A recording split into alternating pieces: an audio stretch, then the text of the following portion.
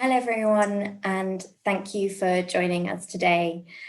This is the second forum in our Sanctuary What Next series on intersectional solidarities and coalition building.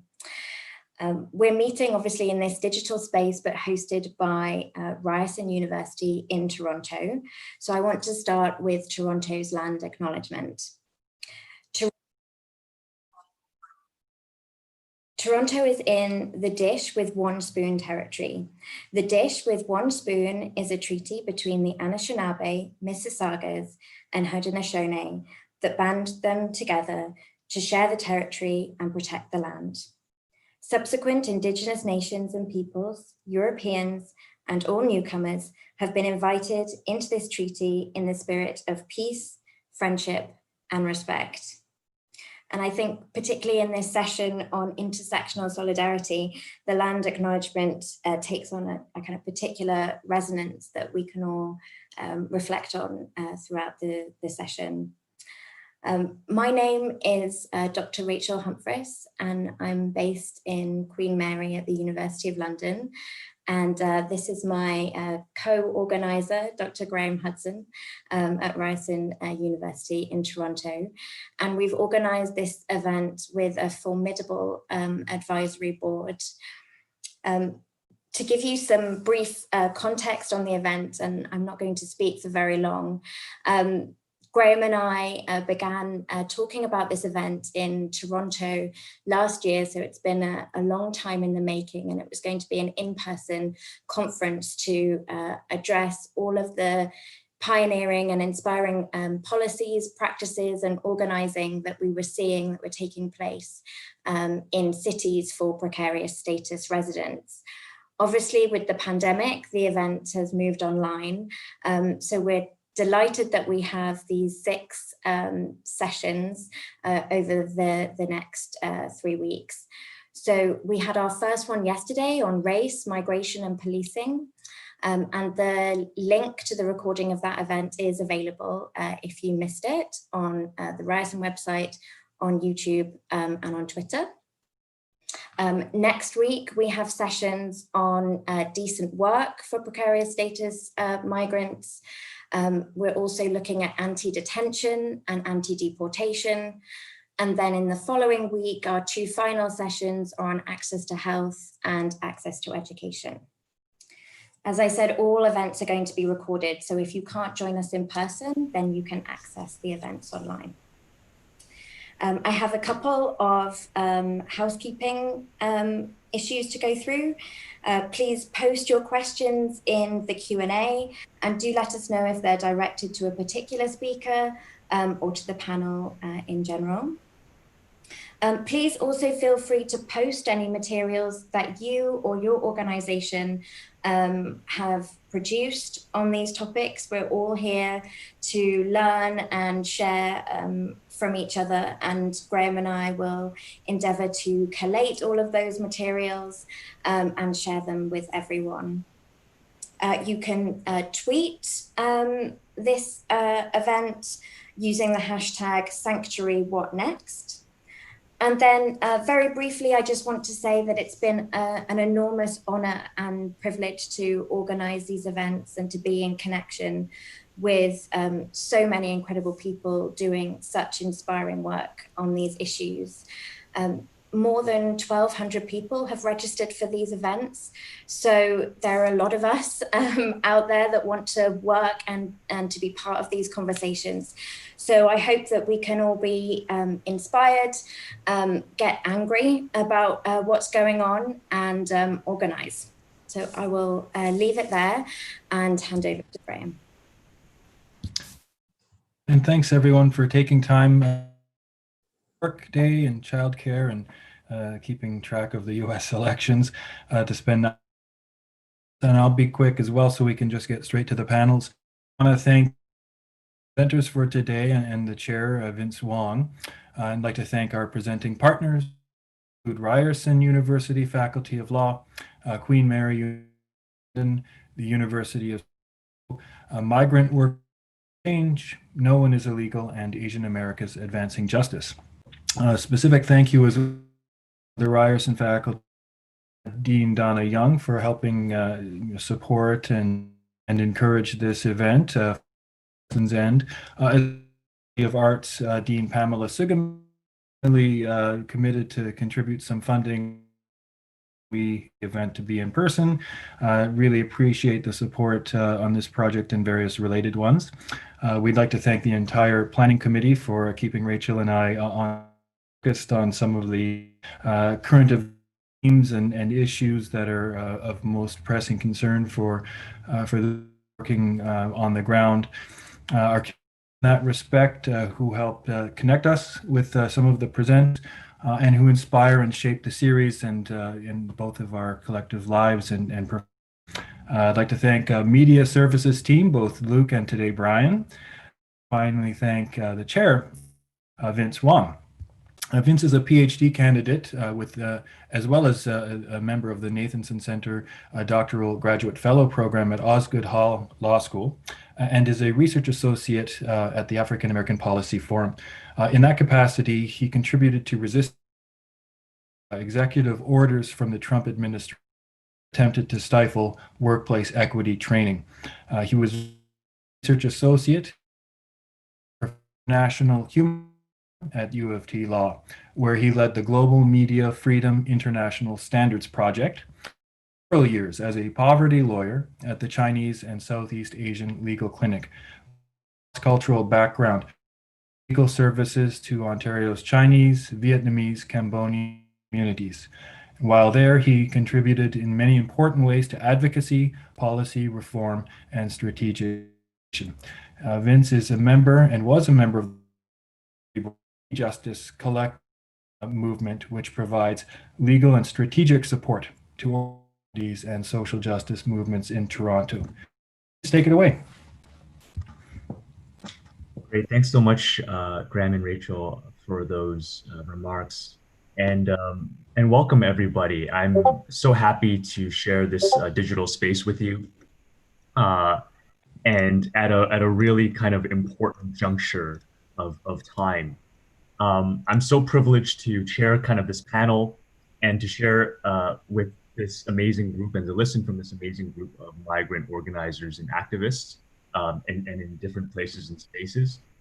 And I would like to say, you know, the topic of today's session is intersectionality, intersectional solidarity and coalition building.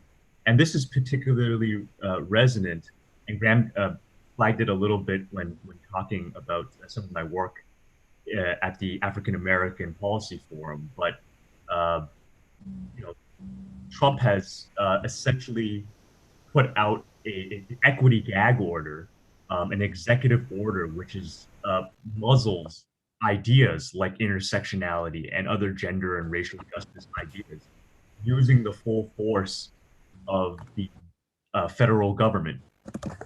And so this is really, really troubling. And when we think about even the beginnings of trying to do intersectional solidarity, if that work is censored, if people are afraid that their funding will be cut, if they use intersectionality, if they use critical race theory, if they use gender justice terms even to surface those ideas, then certainly we are in a very bad sort of position.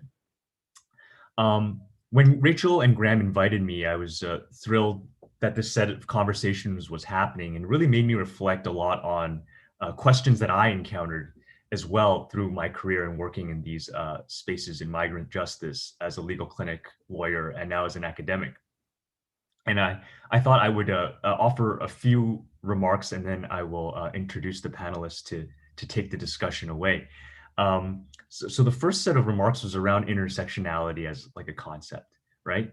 And the concept itself, as you know, kind of originally formulated, is relatively unobjectionable, right? Even for a lot of right-wing commentators and folks. It's essentially a tool or a prism for seeing the ways in which various forms of inequality often operate together and exacerbate each other. You know, and the example that, for example, Kimberly Crenshaw at AAPF often cites and organizes around is that the experience of Black women will be materially different from the experiences of white women and the experience of Black men. And so at its heart is a inclusive and egalitarian conceptual tool. Now, the challenge of that, of course, is in the actual practice when the rubber hits the road. How can surfacing these ideas, these different logics of oppression and privilege and their interactions actually be mobilized, right, in an empowering way for those who are disproportionately marginalized, suffer provisions and are denied access to life necessities, and are disproportionately exposed to violence? What does intersectional solidarity actually mean in organizing, and what are some common pitfalls that can be avoided? I think in terms of some things in terms of intersectional practice that I've seen in the migrant space that I've never seen before. I think back to the campaign to release a Filipina trans woman. Her name is Pato Chan, in Tokyo's Newcon, which is the immigration sort of detention bureaucracy in Japan. And she suffered all sorts of privations and discrimination in the fact that she's a trans woman. She was actually separated from the men and separated from the women in, this sort of indefinite solitary because of her identity as a trans woman, to go on top of essentially, sort of this indefinite immigration detention system that Japan has. And this sort of campaign flagged so many different intersectional oppressions.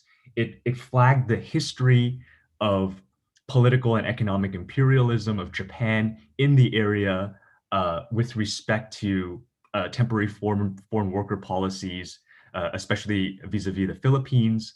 And organizing was done in 3 places, right? It was done in Tokyo, it was done in Manila, and it was done in Toronto. And eventually, this sort of combined pressure and this really powerful intersectional critique won the day, and Pato-chan was released from the Tokyo Neocon. So there are so many, as we think about like what does sanctuary mean and what does intersectionality bring to the table in terms of revitalizing, energizing these ideas, I think about the clever ways in which people are pushing forward that practice, and in a very transnational way, right? The second set of comments I thought was to think about history, and to think about what are the stories that we tell ourselves about how this this modern or modernist, like highly securitized, highly racialized, highly neoliberalized immigration and border system that we currently have in our world came to be. Because it wasn't there all the time, even though there's this constant sense that this is something that had been there for a very, very long time. And in the UK, Europe, Canada, the US, how are these stories about immigration, right, understood within broader nation building stories? And I'll take the example of Canada and the US. How do we make sense of the fact that modern migration to Turtle Island has always been a part, right, in every sense, of a campaign of violent settler colonial dispossession? How do we make sense of the fact that until 1936, the Immigration Department of Canada was called the Department of Immigration and Colonization, right? That was the name of the department. And why is it in 2020 that borders and immigration policies are the only place now where governments can pretty much openly and nakedly discriminate on disability, on class, on gender, on race, in this relative void of rights protection? And so I think about, for example, the Essex 39, and we have folks from from that area of the world to tell us more about it. But these 39 sort of Vietnamese undocumented migrants who froze to death in the back of a refrigerated truck in Essex. And so these 39 deaths were, you know, to quote my colleague in this area, they were not a tragedy. It's a choice. These deaths were not unavoidable. They were the direct results of British government policies that have over time made it impossible for these sorts of folks to enter the country using safe and legal means. And so what can surfacing an intersectional history, right? The intersectionality, not just now, but thinking about our past, tell us about intersectional practice of migrant justice today. And so those were some of the thoughts that I initially had when Rachel and Graham invited me to this important discussion. And so now I'll sort of introduce all the panelists, the amazing panelists we have today. First, we have Zrinka Bralo, who is the CEO of Migrants Organize, a self-help and organizing platform for migrants and refugees acting for justice. Zrinka is a refugee from Sarajevo, where she worked with leading war correspondents as a journalist during the siege in the 1990s. She is the founder of Women on the Move Awards that celebrates achievements of migrant and refugee women, and executive chair of the National Refugee Welcome Board, set up in September 2015 to organize and coordinate civil society response to refugee crisis. And she joins us from the UK. Next, we have Rita Chada, who is the chief executive of the Small Charities Coalition. She spent 11 years before as chief executive of the Refugee and Migrant Forum of Essex and London, before becoming a director of the Migrant Rights Network and chief executive of Localizing Equality, a community interest company which aims to help local authorities work better with refugee and migrant organizations. So welcome, Rita. Next, we have Debra Lee of the Interfaith Movement for Human Integrity, based in the States. Reverend Debra Lee is the executive director of the Interfaith Movement for Human Integrity. And prior to that, Reverend Lee served as the program director of the organization for many years, and has worked at the intersection of faith and social justice for over 25 years in popular education, community organizing, and advocacy, connecting issues of race, gender, economic justice, anti-militarism, LGBTQ inclusion, and immigrant rights. She has consistently sought to strengthen the role and voice of faith communities in today's social movements. So welcome, Deborah. And finally, last but not least, we have Annette Wong, who is the director of programs at Chinese for Affirmative Action, where she oversees community initiatives that support low-income, limited English proficient Chinese immigrant community members to become community and civic leaders and meet everyday service needs on immigration and employment. Annette has been involved in the immigrants' rights movement for over 10 years, working on immigration at the intersections. Annette holds a BA in sociology and an MA in urban economic development. And Annette also joins us from the United States. So that's the sort of amazing panel that we have today. So we have a set of moderated panel questions that we'll start to get the conversation going with. And then I hope after that we can really open it up for audience Q&A and have a free-flowing sort of session. So the first, and perhaps I'll start with Zrinka, and then for the next question, I'll start with Annette.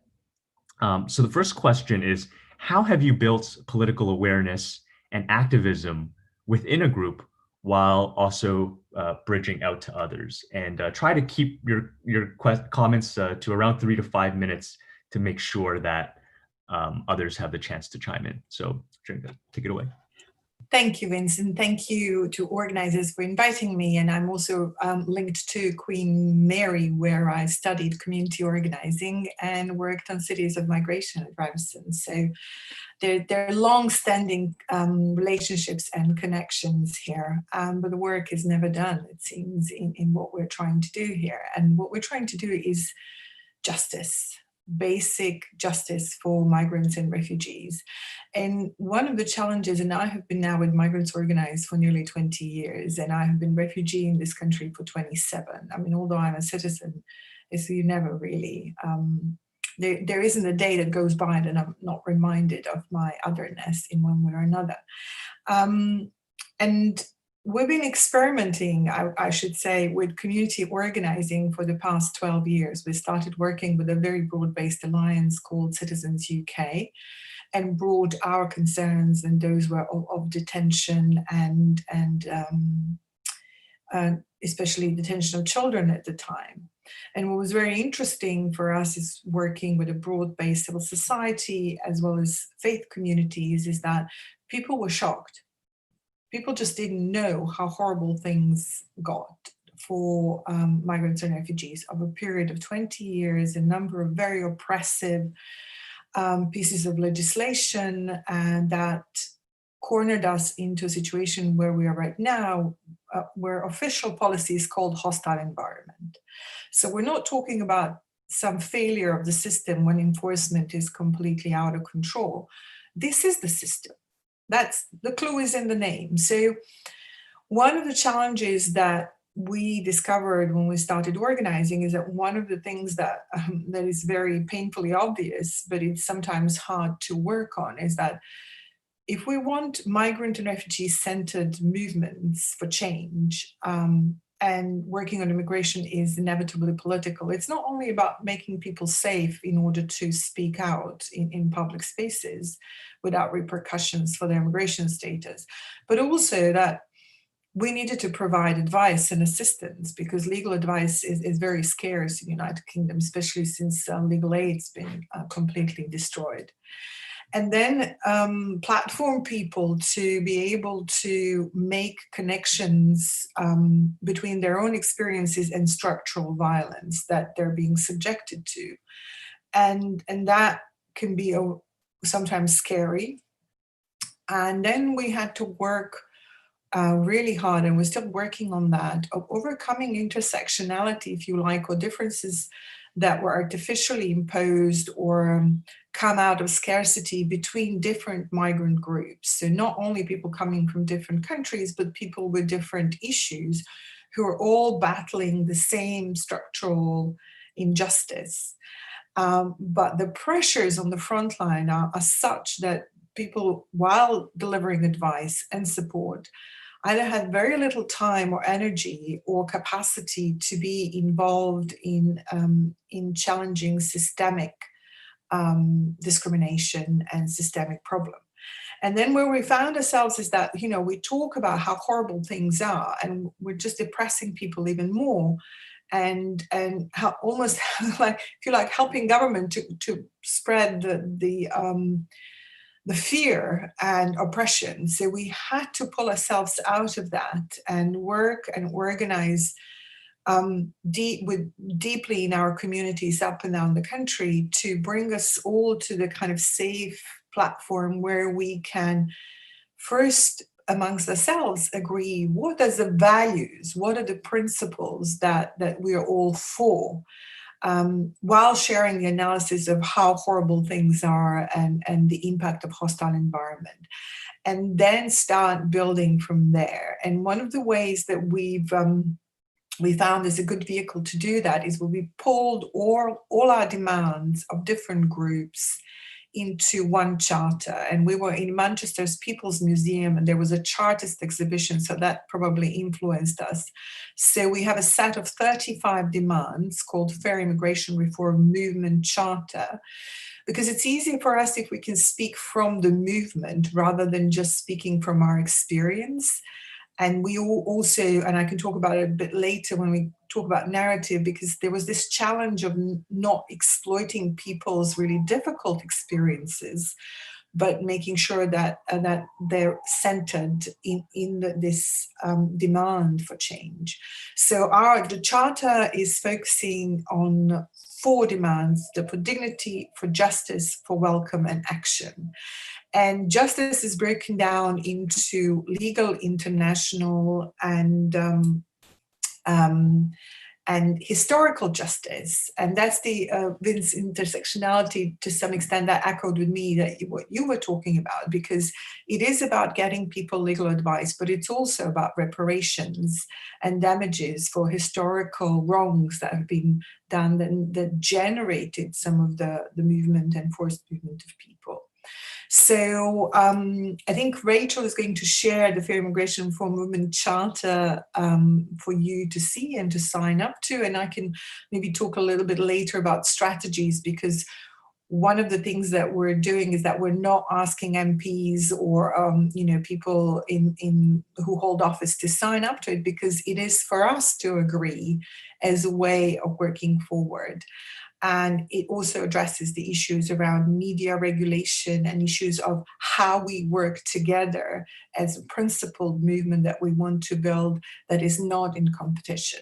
So I think I'm way over my 3 minutes. I'll stop there and then maybe pick up some of the other issues in my next round. Thank you so much, Trinka. That was super powerful. And I believe Rachel has shared, yes, the Fair Immigration Reform Movement Charter in the chat. So perhaps I can turn it to Rita next for the same question. Rita? Thank you, Vince. Let me just take you for a moment to Vince's comments right at the beginning around the nature of organising. And I think picking up on Zrinka's point as well, there is a real need, especially in the UK at this point, to mobilise individuals as opposed to political representation. However, the whole discussion around individual organisations is heavily influenced by the political forum. So we have at the moment a very strident document called Levelling Up Our Communities. The UK is very focused at the moment on what it calls the level agenda. Now, the Levelling Up agenda was focused on regional disparities in wealth and in income, but it's failed to look at deeper structural injustices and deeper structural inequalities. And yesterday, the author of the report, a MP called Danny Kruger, actually said he didn't believe in structural injustice. And I think that speaks to something about where the political framework for organising is in the UK at the moment. People feel the need to create a movement of their own making, of their own control, because there is no political agency. Now, that sounds really bizarre in a democracy, but maybe not so bizarre in this current time when we look over the water in the States. But I think we see it time and time again in the UK through several different lenses. We have seen over the last 5 years a weakening of political activity. And I think in the context of migrants and people who may have a different immigration status, it actually creates a real challenge. We have virtually a two-party system, but a system that when both parties have used immigration traditionally as capital for their developments, what we haven't been able to do is penetrate those political parties to have a consistent and organised message that is pro-immigration. We have seen the traditional Labour Party, which is more to the left, constantly toing and going, going back and forth around how it organises and how it views immigration. With the Levelling Up agenda, we now also see the Labour Party kind of saying, well, you know, we've got to level up in a different way. And that's a huge challenge. At the civil society level, it's also important to remember that on average in the UK, it takes a new community, a new wave of migrants coming in, at least 10 years before they can form their own institutions and their own organisations. So in that time, it's really difficult to get purchase and attention on that. So going back to Zrinka's point, the emphasis in the UK at the moment is very much on individual organising as opposed to the more traditional structures of civil society. A couple of things that have actually pushed this to the fore as well, and the kind of highlighted the shortfalls and the kind of shortcomings in our political organising at the moment have been around Brexit, for obvious reasons, where Brexit in some areas, the intersectionality has actually literally broken down, where you would have naturally presumed, and maybe it's wrong to presume, but you would have naturally presumed that there was solidarity between people who'd been of the Windrush generation and newer migrants that had come in through 2007, where we thought and we hoped that there was solidarity. What we actually saw was different generations of migrants voting for a policy to keep migrants out. Now, that's not talked about much. And when you talk in academic circles, or when you talk in, sorry, not in academic circles, when you talk in campaigning circles about that's the point we need to get across. We need to make sure that intersectionality actually does have a cohesive nature. We're told, don't mention that, because if you mention that, you undermine the collective ask. Well, the collective ask is already undermined. And I think that's an important part of it. The other area where we've seen this come to the fore is with the Windrush. And Windrush has enabled people to organise in a very different way. The Windrush campaign, more than anything else, has actually got people to think, and for those of you who don't know, Windrush was about the defranchising of rights for a whole generation of people that came over from the Caribbean. Now, that came light of a very prominent journalist and a lot of campaigning work by some fantastic agents. It was organised a lot around the structure and the nature of that individual hurt. There were some very powerful and some very potent stories on there, but it failed to gain a long-term traction in the public imagination because, again, we didn't see the follow-up discussion. We didn't hear more about what it means to be a migrant in the current context as well. And from that, we also saw municipal councils trying to help with organising. Now, that was a first. Windrush was a major breakthrough in getting local councils, work very much at the neighbourhood level in the UK, to actually recognise the dangers and the potential that people without papers may be in at a very local level. And more recently, I think we've seen kind of organising happening on a very low-key basis around COVID, around the pandemic, where we know that there are certain communities that have been disenfranchised and disempowered because of their immigration status. And that's been, again, a huge challenge, but we haven't seen any solidarity there. We have seen people empathise. We have seen a public persona in the UK that suggests that actually communities are helping one another. But if you dig down deep into who the 700,000 NHS volunteers are that are helping neighbours, collecting prescriptions, helping the clinically vulnerable, as they're called in the UK, you'll find that very few of them are from Black and ethnic minorities, and very, very few of them are actually from migrant communities. And that speaks to a level of outsiderness that still continues, because actually what we have in the UK is we don't have a structure for organising. What we have is movements working often in silos, trying to gather more and more people, but actually with no purchase or agency over the political system. And it's when you get that agency over the political system with the power of the individual movement or the individuals in a movement, that's when you make most change. Thank you, Vince. Thank you so much, Rita, for really digging deep into the on-the-ground difficulties of a lot shortcomings of a lot of political organizing that has happened recently. And it's just it's very helpful to think about in terms of how to game plan further to overcome these hurdles. Let's hear now from Reverend Debra Lee. Deborah.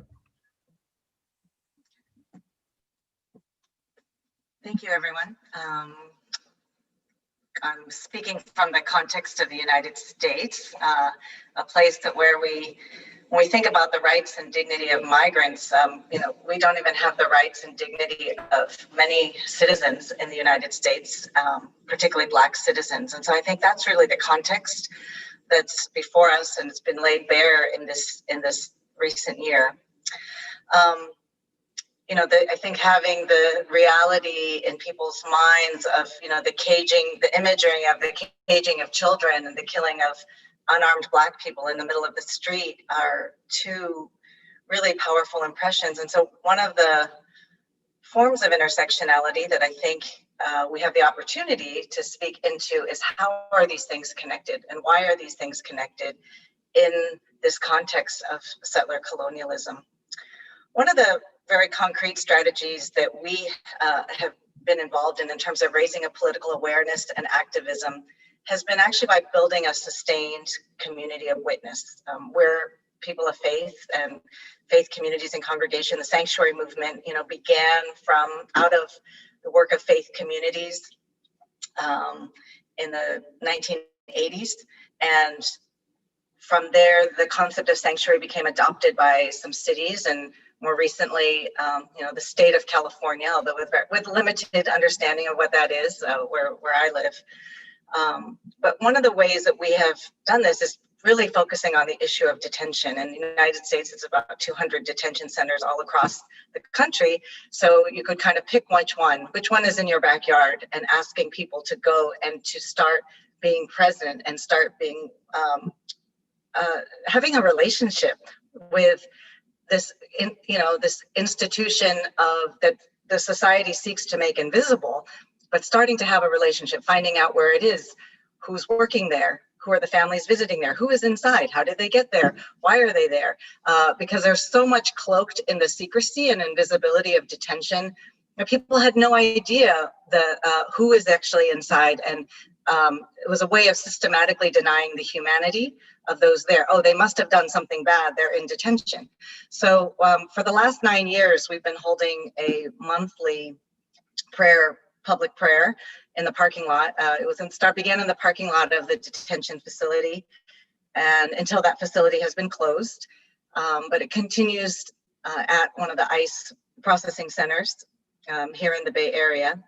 And it began as a way to really make the local community aware that this was happening. This systemic oppression that people were reading on the news or thinking it was somewhere else was actually in their own backyard. And because it was the ICE immigration enforcement used contracting with local jails, many people didn't realize that that's actually their local jail, which, because crime has been going down in the United States, was actually contracting to the federal government to get money by housing immigrants locally. So it began that way, but I think it continued to be, as the months and years went on, a community space where the different aspects of the issues could be brought in as one way of building this intersectional understanding, both to understand the depth and understanding of immigration. What did that mean for the detention center that's actually built on an indigenous sacred shell mound? Indigenous communities here in the Bay Area who still remain landless. What did it mean when the population of the detention center changed to Central Americans at the border from Honduras and El Salvador and Guatemala?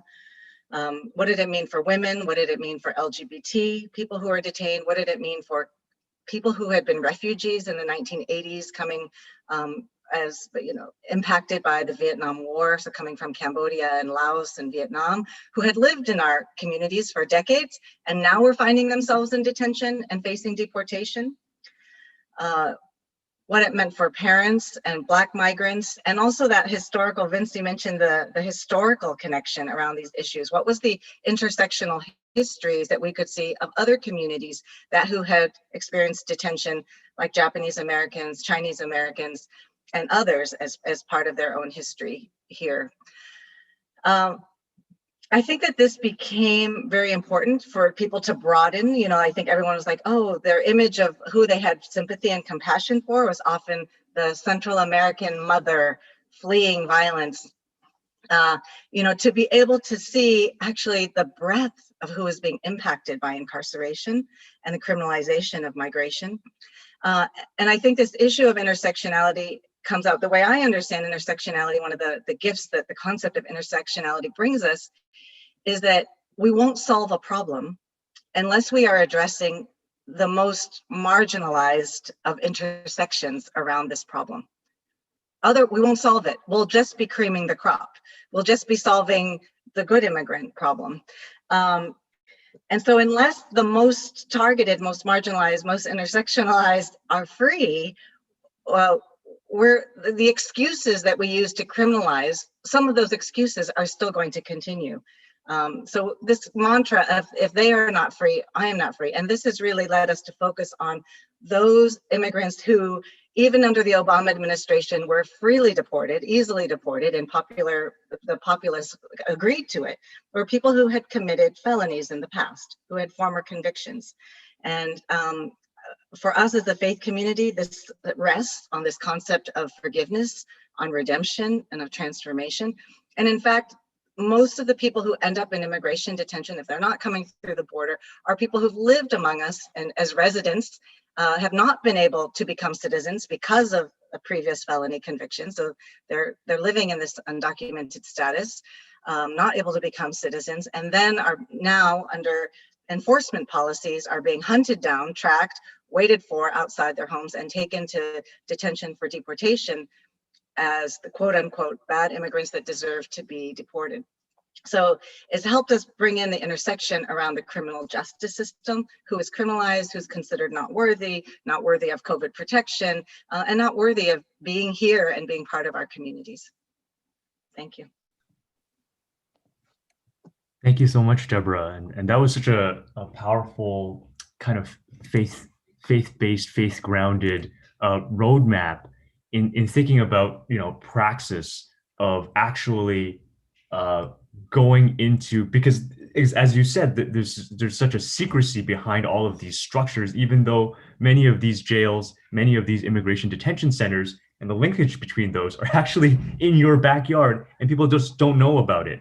And to know about it, to surface it, and then to be in relation, in community with it, it just adds a completely different layer of awareness in which you can understand and bring in those intersectional kind of ideas. And I thought it was just a very powerful way. We hear one of these things, tensions that often goes on in progressive circles around intersectionality, this tension between, is it a divisive idea, or is it a way in which it glues together how these movements are all interconnected, these oppressions are all interconnected. And as you said, we cannot be free unless the most sort of oppressed and marginalized among us are centered and are free.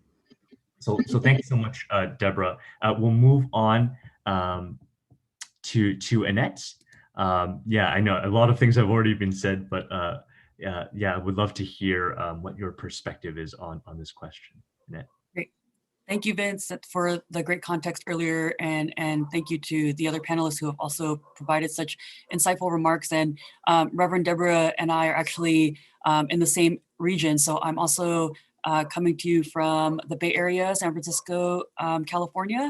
And it's hard to talk about immigration issues without acknowledging a lot of things that Reverend Debra already talked about around the impact of the US presidential race. And as advocates here, we're already discussing strategy around immigration depending on who wins that race, although it's already leaning a certain way. But under a Trump administration, it would be more defense to push back on the terrible policies and actions that Reverend Debra already discussed. But even under a potential Biden administration, we imagine that it will be an uphill battle to win inclusive immigration policy.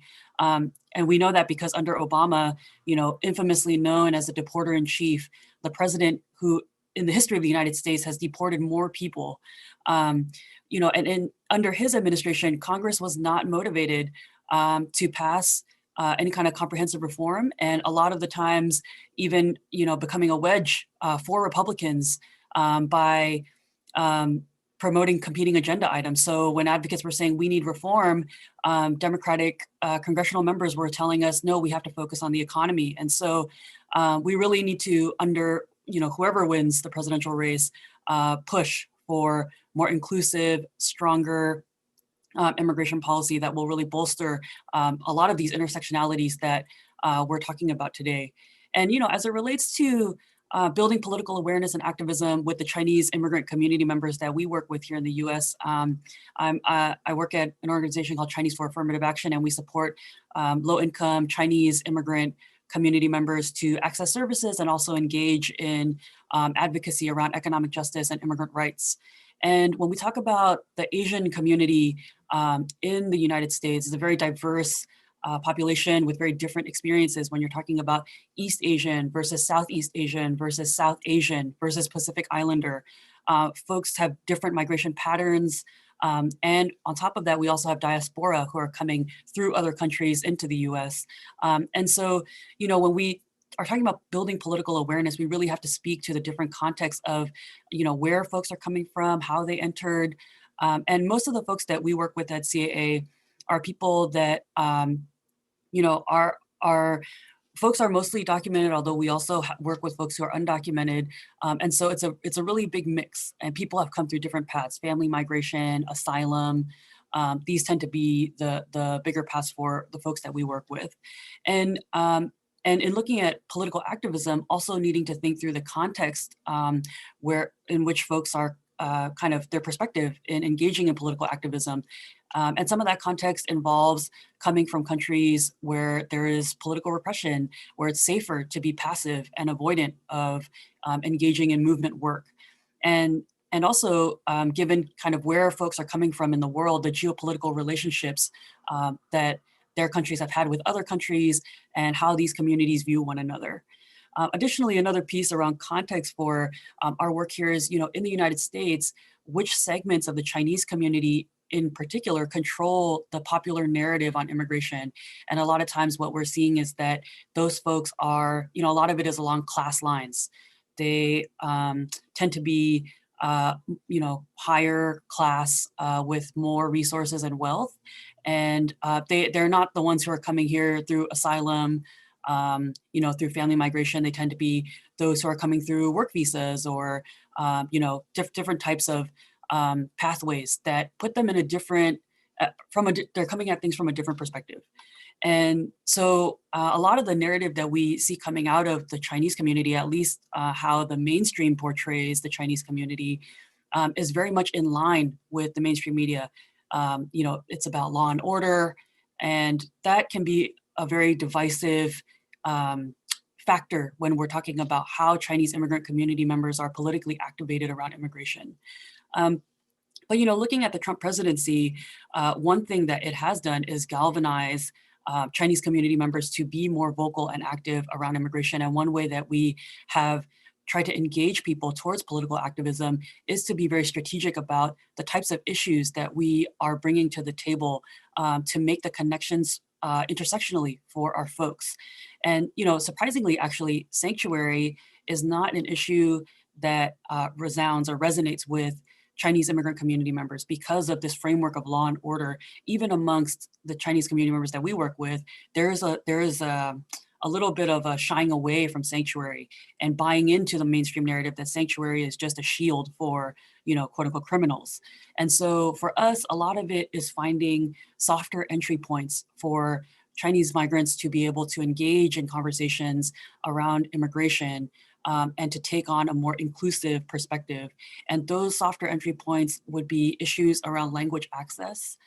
So for example, being able to very easily make the case that language barriers tend to be some of the biggest challenges that people face when they first come to this country, and that every immigrant community member that comes from a country that doesn't speak English will have the same struggle, whether you're from a Spanish-speaking country, an Arabic-speaking country, Afro-Caribbean countries that speak many different languages. Everybody faces language barriers. So that's really one of our easiest entry points to engage people in political activism, is fighting for language access rights. And that is very much related to national origin, to and to kind of the intersection around the racialization of immigration. Other issues that have come up that are also kind of easier kind of entry points are around this issue of public charge, which is something that has come up over the last couple of years in the US, where public charge is essentially a litmus test by the government to determine whether or not you will become dependent on government resources if you were to immigrate to the US. This has really been a big issue in the API community because Asian Pacific Islander community, because so many folks migrate through the family immigration system and have to go through this public charge test. And so through this, we've been able to point out, that first of all, that the attack is not just on immigrants, but it's a very particular type of immigrant. It's low-income immigrants, low-income immigrants of color in particular from certain countries. And then secondly, because of the public charge policy, a lot of it is also tied to criminalization. So, if you come here, you rely on public benefits, you are a criminal. And so through, because of what's happening around public charge, we have been able to engage a lot of Chinese community members that typically would not have been engaged to say, it's not just about undocumented people that are facing the wrath of Trump's immigration policy. It's actually all immigrants, even if you are trying to come here through the quote unquote right pathways. So those are just a couple examples of kind of easier entry points. And in terms of how we're bridging to other communities of color, other immigrant communities, a lot of it is through intentional coalition building, organizing, but also with media work and messaging. So being very intentional about leveraging ethnic media, leveraging Chinese-based social media platforms to be able to pump out in-language content that counteracts the mainstream narrative and continue to promote narratives that bring us together, that don't otherize other marginalized communities. So we're not doing this race to the bottom, but that we're really building together. So I'll end my remarks there. Thank you. Thanks so much, Annette. And your conversations about public charge really resonate with, one of the things that we had in Canada, that was brought in was a actual minimum necessary income requirement. So an economic income requirement for family reunification, specifically for parents and grandparents sponsorships. And then so it was obvious, similar to like public charge, that this is going to disproportionately affect low-income immigrants of color. It's going to disproportionately affect women. It's going to disproportionately affect people with disabilities because of their inability to get the same access to economic resources as others. So, that constitutional challenge that we launched actually failed in the federal courts. But it goes along the lines of the way that immigration has been neoliberalized, and how do you get that across to folks? And so maybe I can come back to you, Annette, too. And I know you were already talking quite a bit about it, but in terms of the second question, how have you built, common narratives, right, and actions in the face of stringent resource constraints, right? Or do you believe in that? What is there a way we can problematize the creation of that? That kind of equity scarcity that seems to be in everybody's minds when we do this sort of organizing. Yeah, thank you, Vince. And, I think definitely, I think that the economic arguments and the economic talking points around class differences and how that impacts, the experience of different immigrant communities, I think really comes through as we're continuing to see a lot of the attacks from the Trump administration. And in terms of, building common narratives and how we're being intentional about bridging communities through those narratives, a lot of it has been, needing to be very intentional, very thoughtful about how we're kind of sourcing our information. And so when it comes to message building, a lot of what we do at the local level is to talk to community members. So we have, community members that CAA has been doing leadership development work amongst directly impacted immigrants for over a decade. And so we have, kind of a small base and pool of folks that we work with regularly. And we work with them to do focus groups with them, to survey. We learn from them about what works, what resonates. So that's one way. And I think when we're talking about, that does take resources. And so understanding that not not all organizations or movements might have that in terms of time, money. And so, but that's one way that we've done it, is to talk to directly impacted people that we have been working with, have a relationship with, and to get a sense from them of what worked. How is it that they are now community leaders who are doing this work? And what is it that hooked them? And how can we learn from that?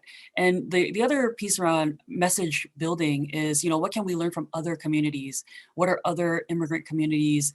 How are they messaging their work? Latinx community, the Black immigrant community, and also learning from other movements as well, like the queer movement. And, I think for us, it's also about being very careful about creating messaging that does not, throw other communities under the bus. So, for example, one very popular slogan during the Obama administration was, families, not felons. So this idea that we want to protect family migration, we don't want to protect quote unquote criminals. And, what we are saying through our messaging is actually that piece around family, something like family, not felons, actually probably would resonate very well with Chinese community members. But, on principle, we are not, we don't agree with that type of messaging. And so what we did do was we took this idea around family unity as the building block of the US immigration system, even, back in the 1960s with the Immigration Act, and building on that piece, because family is so crucial to Chinese culture, the idea of family and family unity, and how so many Chinese immigrants have come through the family-based immigration system. And so a lot of our messaging points are around the importance of family, and how we need to continue to build an immigration system that is not just purely driven by the economy, but is also driven by family values. And that has been very, very helpful. I think, again, talking points around and messaging around class has been very crucial as well. And, recently in the US, the president had tried to pass, or not pass, the president was changing an administrative kind of change that would increase the fees for applying for certain types of processes, immigration processes. So for example, around naturalization, the fees around naturalization would more than double. And, the path for a fee waiver would be taken away. And in the same in this same change, the president was trying to institute for the first time a fee to apply for asylum, which I think only a handful of countries around the world have a fee for asylum. It was like $50, and it's kind of like, it's very, very symbolic, right? Like, what's the country going to do with $50? It's really very symbolic. And so being able to create unity across the board around, this is an attack on poor immigrants, no matter what country you come from. And so those are really kind of how we're building our messaging. And I think the other part that is key to, building common narrative is how we're disseminating that narrative. So, we're doing that a few ways. I mentioned already media. So in this age, especially with COVID and social distancing, really having to have a strong communications game plan that involves traditional ethnic media partners, so that we're getting messages out in language through radio, print, and television, building those relationships, engaging regularly, and then also ramping up a digital media game plan where we're not use, for us in the Chinese community, our folks are not so big on Facebook or Twitter, but they are big on WeChat. They're big on Weibo. And so really making sure that we have infrastructure in place in those spaces to be able to counteract some of the more conservative narrative, exclusionary narrative around immigration. And then one of the key parts of our work at CAA that also has to do with message building, message delivery is leadership development, this piece I mentioned earlier. And, we work with directly impacted community members, and we do a lot of political education, organizer skills training, and through them we do a lot of peer-to-peer outreach. So they're going out there, they're talking to people, they're having one-on-one conversations, they're inviting people to check out our digital media spaces, to come to our digital events these days. And hopefully through that work, we're reaching more and more folks with these messages that we've developed. Thank you. Wow, that's really incredible. That's very real. Just again, like, it's amazing when you talk about context. You could well say that specifics are different, but really they're all the same, right? In Canada, we had an increase a couple of years ago of 500+% to the ability to the fee for naturalization for applying for citizenship, and how little that was talked about in terms of the class messaging. Maybe I'll do a little thing where we do like a US UK thing. So if it's agreeable to you, Rita, I would want to go to you next on the question of common narratives. And given the time, I was wondering if folks could maybe try to keep it within 2-3 minutes, and then we can have a time for at least one audience Q&A. Thanks, Rita. Thanks, Vince. 2 or 3 minutes on narratives is a bit of a stretch, but let's give it a go. So I think two things, and this kind of addresses one of the questions that's been posed in the chat as well. Now, what is the driver behind these narratives? Yes, we can think around from the social justice angle and from the compassion that we all feel and the anger that we all feel about the injustices that are done on this issue. But actually, for the reality of the logistics on how to make some of this work for civil society is around the funding dynamics and how funders structure their investment in civil society to organise and to communicate and do some of this work. And what we have seen since 2010 in the UK is a deliberate drive for funders to talk more about the middle ground. Whilst there are a handful of funders in the UK that will fund quite radical work, what they consider to be radical work, the bulk will want to see what they call fairness. And fairness, I think, is a narrative that's captured the public sector in the UK. If you look at a lot of local council and municipal kind of reports, everyone has a section on fairness. Now, in previous times, it used to be around equal opportunities and their public sector duty to be fair and to make sure that everybody was treated equally to level the playing field. But what we've now seen is the construction of a dialogue and a narrative at the political level and at the civil society organising level around fairness. Now, fairness is a movable concept. It's not as clear cut as we would be led to believe. And I think that's one of the challenges where we know in the UK, for example, that there's been extremist, far-right, anti-immigration sentiment. Councils have responded to that by not dealing with the racism, by not dealing with the anti-migration sentiments, but instead actually talking about fairness. They've shut their eyes to the whole problem, and they've instead talked about trying to make sure everybody feels inclusive. They've talked about communities coming together to have lunch. They've talked about a different type of way of working. What that's failed to do is address the structural injustices and the structural failings of a system that marginalises and others are migrants. And it's to that we need to challenge in the UK to actually make sure that we look a little bit deeper and that we critically evaluate some of the assumptions that lead to the way we organise, to the way we conduct ourselves, and indeed to the way we provide services to migrants. I'll stop there, Vince. Thanks so much, Rita. I really appreciate how much you fit into that little period of time. So maybe let's go to Deborah for comments on creation of narratives and what it means in this organizing space.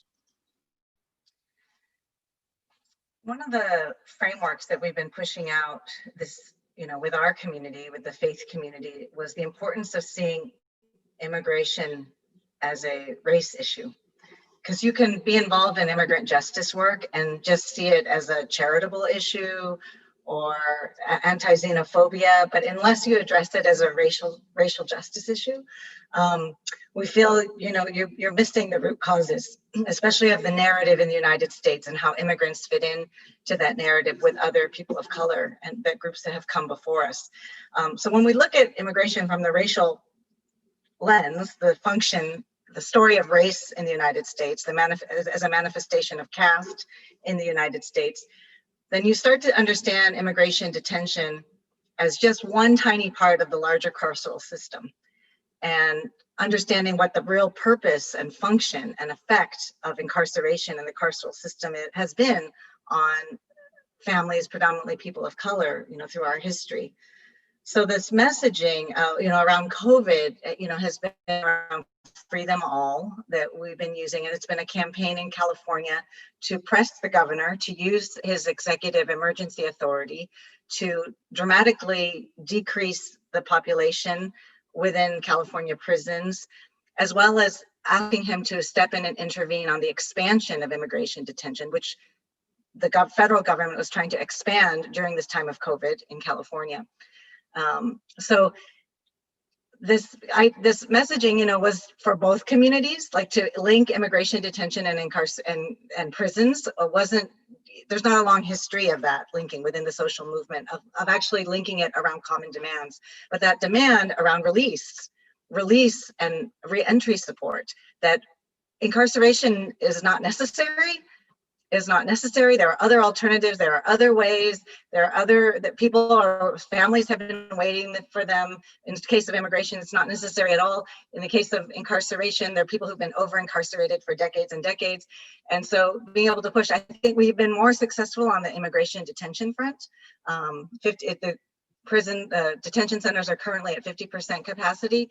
There have been court orders saying that the prisons had to do the same thing, but the governor's not been allowing that to happen, I think, because of the narrative around public safety. So there's still so much more work we have to do, but I think really connecting those demands about what did we mean by free them all? It didn't mean like opening the doors and let everyone out, but that there could be an orderly, safe, welcoming way, a supported way of release that was humane in this time of epidemic. Thanks, Deborah. And that links so well to just the proliferation and almost especially in COVID of and in the Black Lives Matter movement of abolition, prison abolition, but also thinking about immigration detention abolition, and really radically reimagining different ways that do not rely or very significantly reduce the carceral footprint that we rely on for our current kind of socioeconomic status quo. So maybe we can finish off with Zrinka and then open it up for Q&A from the audience. So Zrinka, take it away. Thank you. Well, just to build on and add what colleagues already said, one of the challenges for us is the debate is framed for us. We're not the ones framing the debate, so that we're always responding. And a couple of weeks ago, I had to go on television, and I was confronted immediately by numbers. And in any conversation and debate, people start, well, this is a small island. And I think after the Brexit, it became clear that a terrifying number of people would prefer to see this country to wither than to have to share it with others. And part of the challenge, and to me, that was a massive wake-up call. And I was a journalist and always struggled with this creation of discourse and narrative and trying to stay within values that and not trapped in a good bad immigrant dichotomy, but also to link it to other structural issues. But I think the biggest challenge is for us to reframe, to create our own frames. And I know, and I work with lots of immigrant organizing coalitions in the US, and I know the colleagues in the US are much ahead of us in that sense. And we're still learning. Part of the challenge is that we need to create our own media, which colleagues, and you, Vince, you mentioned it, and other colleagues mentioned ethnic media. We're not very good at using that as a platform. We're still running after some of the mainstream media, but they're actually not listening. So we don't have a problem of not having stories or not having voices or people who want to speak up. Our problem is that no one is really willing to listen to what they have to say. Sometimes it breaks through. So it was the Windrush scandal was unearthed through the work of a journalist in The Guardian, Amelia Gentleman. But she then almost became a caseworker for people whose lives are falling apart. And she was sharing those stories. So the challenge for us is skills, expertise, resources, but also recognition that we need to take this more seriously and put more time and energy and effort into constructing our own narratives. But you can't message something out of nothing. So that's where all the values and principles come in first, and building some of the consensus around some of these basic issues such as intersectionality across gender and race and class, but also within the migrant movement between Windrush generation and newly arrived asylum seekers and families and young people who pay extortionate visa fees to become regularized, and people who are undocumented, who are left out of the equation quite a lot of the time, because there is this framing of criminalization and complete dehumanization. So a lot of work needs to be done. And we have 4 years of this administration to prepare for the next election. There is a challenge of perception that and fear, especially in infrastructure organizations, in charitable organizations. We run Promote a Migrant Vote platform to register migrants to vote. And many organizations struggle to join us because they perceive that to be too political. And it's a basic civic right for people to register and to vote. We're not bipartisan, and yet still too close to politics. So debunking some of the frames within the movement, and then rebuilding our own framing and our own messaging, and creating our own media. Through social media, we've organized 30 actions a couple of weeks ago in the lockdown. We reached 300,000 people. That's a solid number with no mainstream media attention to actions. And it's really important for people not to measure our success, especially in these early days of organizing, because organizing is a very long process. It's slightly different from mobilizing. So learning, listening, platforming, and framing in a new way, a completely new conversation. Thank you, Jinka. And yeah, it's just it's amazing how some people don't think of that, or perhaps it seems too daunting an idea that in order to have these narratives, in order to fight against criminalization of migration, in order to fight against the hegemony of a law and order sort of political narrative, you might naturally need to just create your own thing, to create your own media and to construct your own narratives through that. But of course, it is work, and you need a base for it. And so that just opens up an enormous set of questions of how to move forward.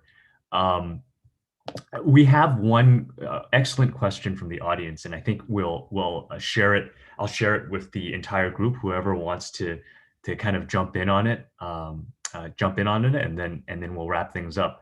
So the question is, there's some context for the question, and then the audience member has had the question at the end there. So one of the experiences and observations we have had in the migrant rights community in the UK is the exclusion and exclusivity that some organizations and charities, right, seem to operate from, sometimes based on hierarchies of who is more deserving or worthy for help and who isn't. And sometimes as gatekeepers, not wanting to pick up issues or work that those who are working on issues that they see as a taboo, like that of undocumented and irregularized migrants, it can be difficult to reach them. And sometimes they may even use exclusive language against the very people. So we're talking about these kind of gatekeepers, use exclusive language against the very people they claim to be fighting for by being dismissive of their organizing. So that goes back to a little bit of the radical talk, or like the fairness narrative, right?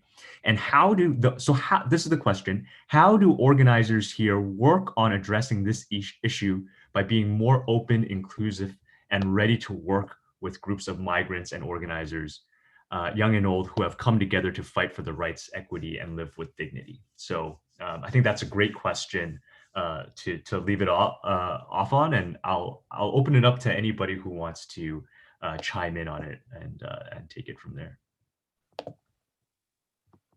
I'll kick off if that's okay, Vince. So I think you are absolutely right. And the hierarchies that come are developed because we don't challenge them. We perpetuate those hierarchies. And I think the challenge definitely in the UK context is that charities are often, not all, and it is important to say, Zrinka's organisation is a very good example of an organisation that's not tied in just to their funding regime. They have the space and the flexibility to be a lot more creative and challenging as well. But generally speaking, there is a whole cohort of agencies in the UK that are stuck by the virtue of where their funding comes from, and that limits their ability to speak out. Now, that sounds odd for charities because it's not just the Lobbying Act in the UK that limits the perception of political participation, but it's also the funder-donor relationship. And there is, immense pressure from funders about what's acceptable to campaign on and what's not acceptable to campaign on. I don't think it should be their decision. It should come from organisations having had a full and fair discussion. And the other point I would add to that as well is we often make the assumption that that the rest of the world understands migration. And I think if you're not in the sector, or if you're not having a direct lived experience of it, then actually it's quite difficult to understand the technicalities, the legalities, and also the nuances of the situation as well. Just some thoughts there.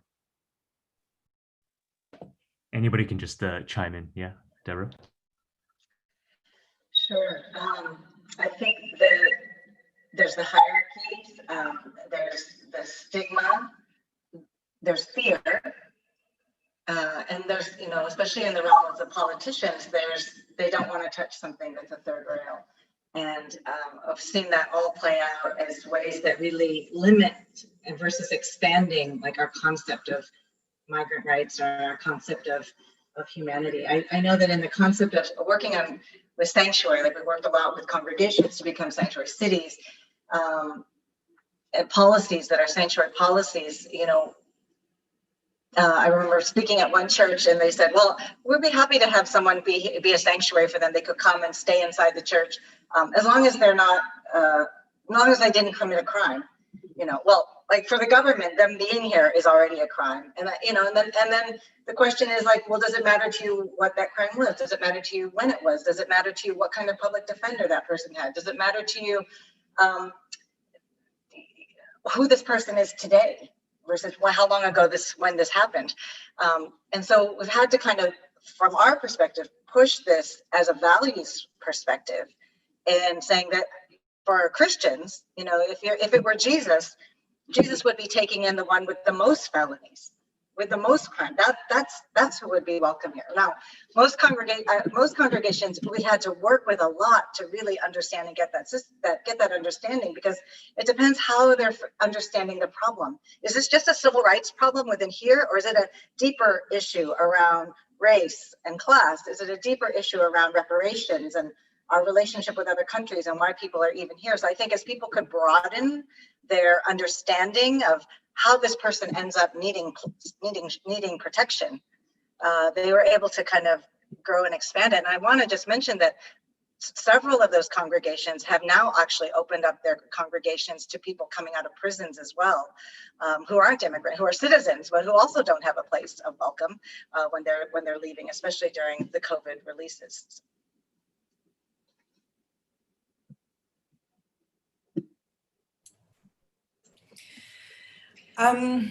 There are challenges around power, I would add, and how we keep ourselves accountable and to whom. And we have seen a lot of progress made, in addition to Rita's analysis with some of our funders and foundations as to what is migrant-led organization and what are the checks and balances within our internal structures. And so part of why we put that into our charter is that it's really important part in our analysis as to how we ended up where we ended up. Now, part of the challenge is also, how do you hold other organizations to account when they're legally framed in a way that they're accountable to a small group of people? and calling out people and sort of picking fights is not always productive, although I have not shied away from that when I see that there are people who are doing damaging work. So the challenge is to stay focused and work with people that want to work in that way. And part of the challenge for Migrants Organize, and for me personally, is that kind of shaking off this idea that we're radical and the charter is radical. There is literally nothing radical in there. There's just basic human rights, just stated there as a form of demand. And because we wanted to make that power shift from asking or, thinking that it would be nice. We're painfully aware that in a structural state of things as they are right now, asking politely and writing nice letters and doing traditional advocacy is not going to do it. So maybe that's for some people radical. But actually, when you think about reframing, that's where some of the reframe, we need to reframe ourselves from thinking that this is radical. Actually, it's not. And also then start having very open and clear conversations with colleagues as to who's doing what. And maybe there's a room for strategizing, and some of us will be pushing harder and others will come across as less radical, but as long as it's part of the strategy. And what we found at Migrants Organize, we found that it was much easier to work with feminist movement and organizations, or with Greenpeace, and when we're doing Bridges Not Walls, it was easier to cross into other movements, and this summer with Black Lives Matter, because there are freer movements from these kind of internal competition. I'm sure that exists in all sectors, but there are more movements rather than tied up to organizations. And when I talk about movement building and why we're not a movement yet, is that because we have organizations that are doing the work, but that's not a movement. So it needs to grow into something that is much broader, more intersectional, and that has more respect for different levels and power hierarchy, and be aware of that. And we're very careful when we're picking our language. We don't do training because we learn from our organizers out there in the community. We just do action planning together. And we're not empowering anyone because people have power and ability to act. We're not building anyone's capacity. If anything, we can just clear a bit of space for people to release that capacity. So being inclusive and working with where people are at is challenging, because you cannot put that into targets for funding applications and tick boxes. And it's also quite risky. I said organizing that we're doing is an experiment, because we don't know where we're going to end up. All we can do is try our best, and that's taking risks. And especially in pandemic and now in this funding climate and the economy that's collapsing all around us, it's, leadership is hard to find.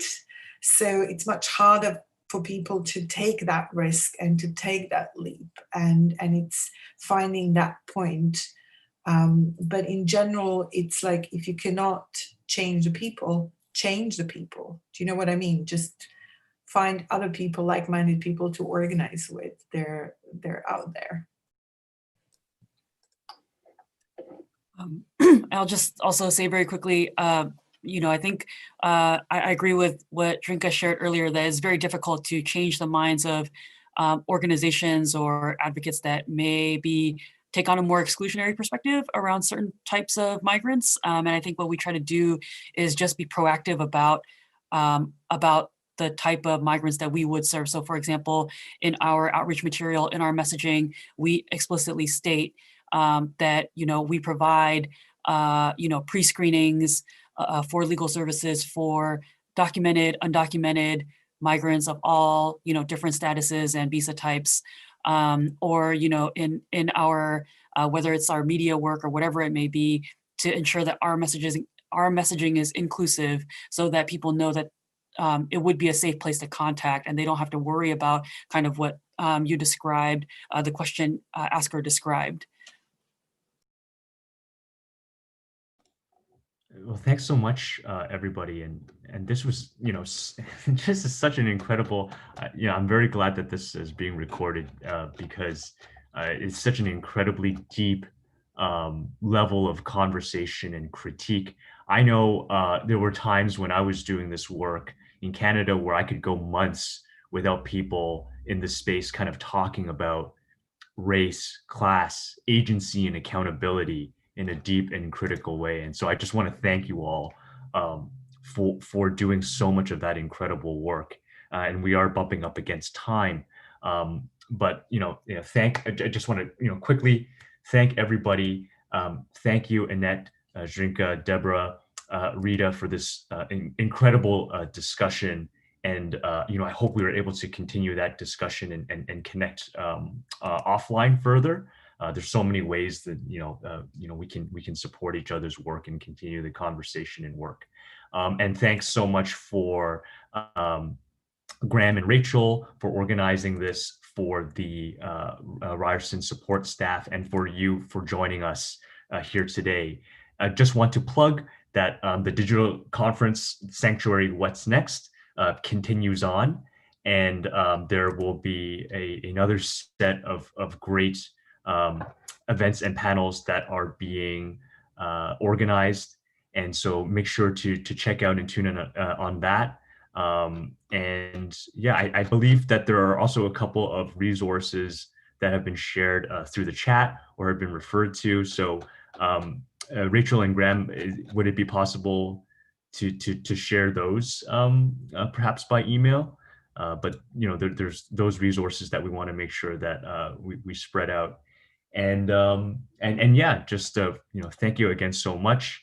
I'll take us out and just say that this work is such important work, and it goes on. And as Rinka said, sometimes you have to take that risk. You don't really know where it's going to go, but there's nothing radical about it in the sense that this is about basic justice. This is about basic human rights. And to the extent that the structures are oppressing people, are causing this sort of violence on people, on communities, that's the thing that is off, right? So reframing that in that way is a powerful way to go, even when it feels like sometimes it's definitely an uphill battle. So thank you once again, and wherever you are, have a great day or have a great night. Take care.